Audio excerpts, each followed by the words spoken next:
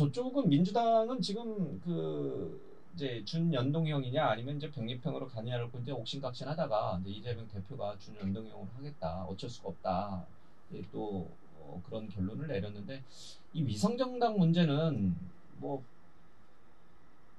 어쩔 수가 없나 봐요. 준연동형제에서는. 아니 그러니까 준연동형제를 입법을 하지 말았어야지. 그리고 한번 생각해 보세요. 그 선거법이라는 것은 그렇게 뭐 국회에서 알량한 다수석이 있다고 해서 제멋대로 통과하는 게 아니잖아요. 예.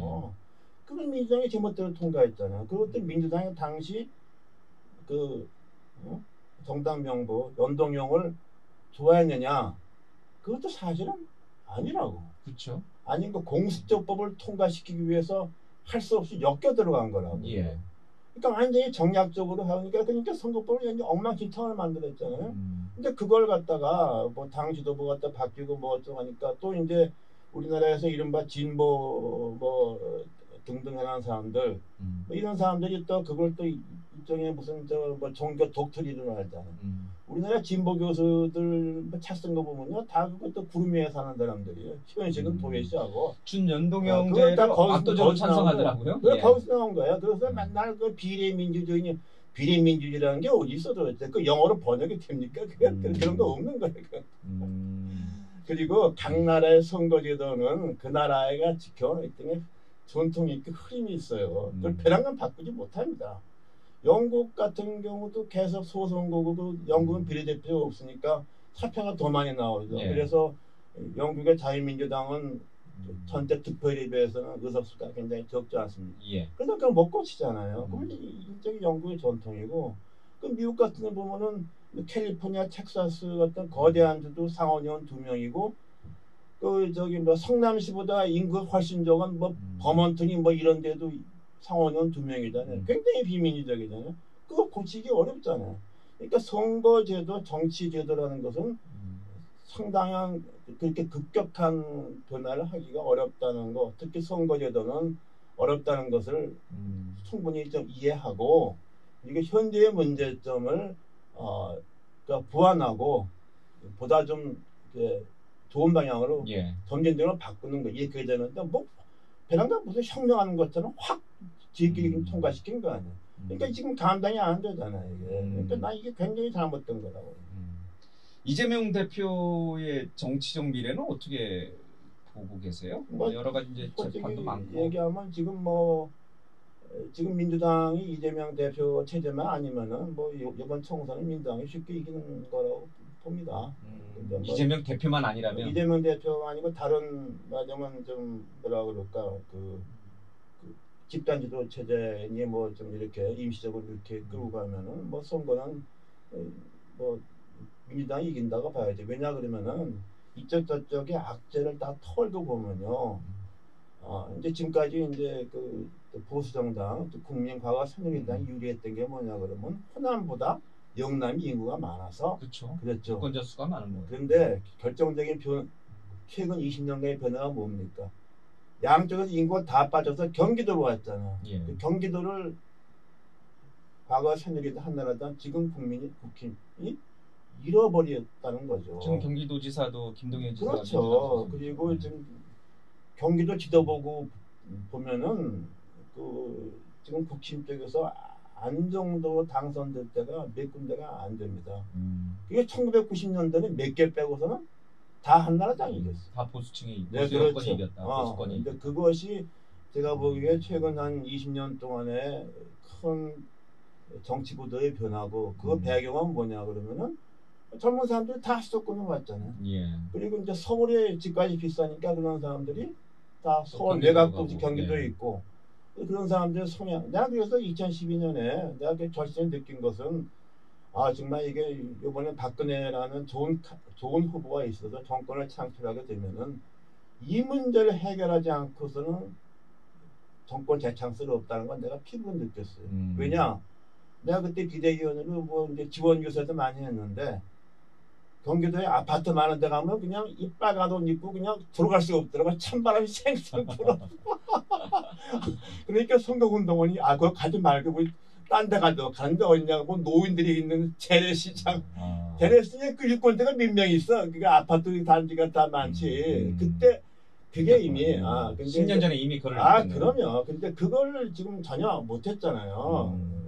그러니까 그런데 이제 양쪽에 악재가 생긴 거죠. 특히 민주당이 지난번에 이제 뭐 쓸데없이 세금 올리고 뭐 부동산 돈대를 주물렀다가 그래서 이제 대선하고 종부세 같은 것 대선하고 이제 지방선거에 이긴 거죠. 간신히 이긴 거죠. 솔직한 얘기로 뭐 그런데 그런 구도에서 볼 때는 제가 볼 때는 민주당의 과거와 세금 올리는 것 같은 바보짓 같은 거 하면 정권 유지한다고. 그러니까 이재명 대표 체제만 아니라면 뭐 민주당이 정치 지형으로 놓고 봤을 때 압도적으로 우위에 있을 수 있는데 경기적이 친명계를 중심으로 이재명 체제가 그렇다고 있으니까 이게 지금 뭐 박빙 상황으로 그 대표라는 사람이 뭐 기소가 돼 있잖아요. 아니 무슨 총선 앞두고는 뭐 막말을 했다, 뭐 음주운전 걸리면 무조건 공천 탈락하는데 이게 지금 기소된 내용도 그게 뭡니까? 그 위증교사 아닙니까? 위증교사가 우리나라 위증하고 똑같이 5년 이하의 징역하고 벌금은 있는데 지금 법원에서 벌금은 안 내립니다. 그리고 우리나라 법이 다른 나라에 비해서 특히 영미계층에 비해서 위증 처벌이 약합니다. 저기는 위증하면 7년이야 기본적으로.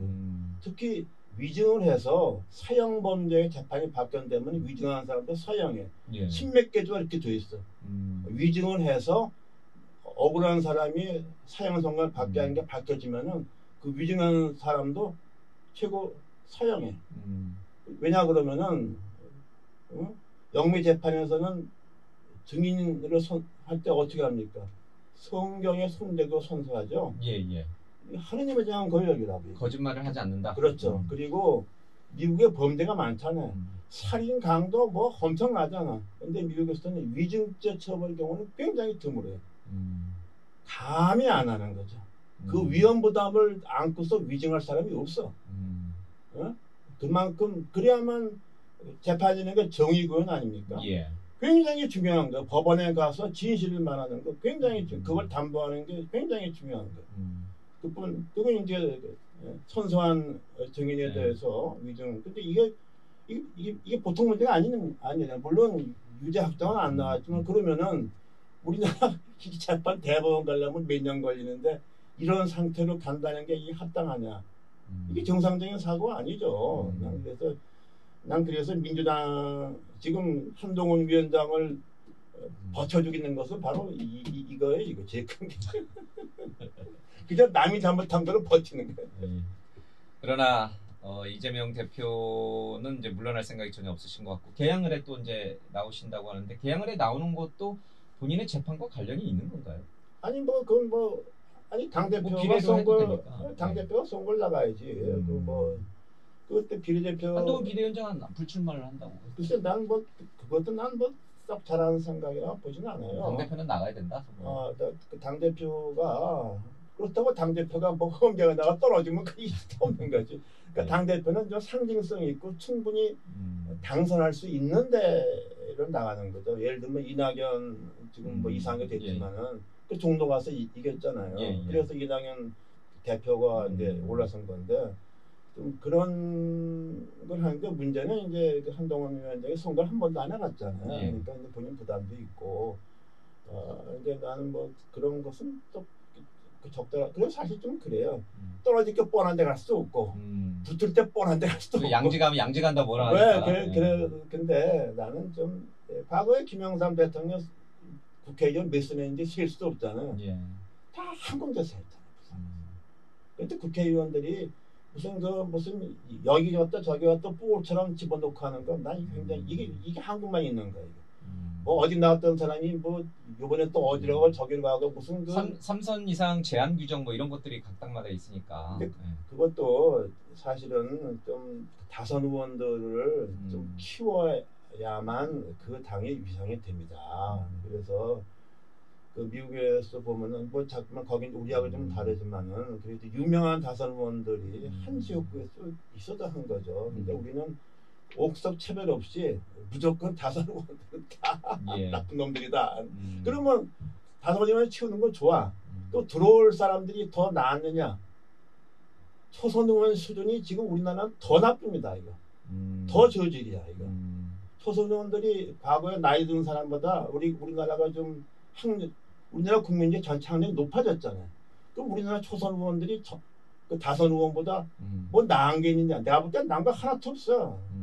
그러니까 이게 뭐 그래도 3선 4선 하게 되면 국회에서 뭐 좀 이게 있잖아. 이게 랭킹 있으니까. 근데 초선 넣어봤자 이건 뭐 이게 별 볼 일 없잖아요. 그러니까 그런 것도 당 그 선거 치는 사람들은 이런 거 저런 걸 상당히 고려해서 그 다선 의원 중에서는 정 문제가 많다. 좀 한 경우 은퇴를 유도하거나 하는 거고 뭐 일체 그냥 뭐 이게 안 된다 하고 나서 또 뭐 다 집어넣은 게 초선이 더 형편없어. 알겠습니다.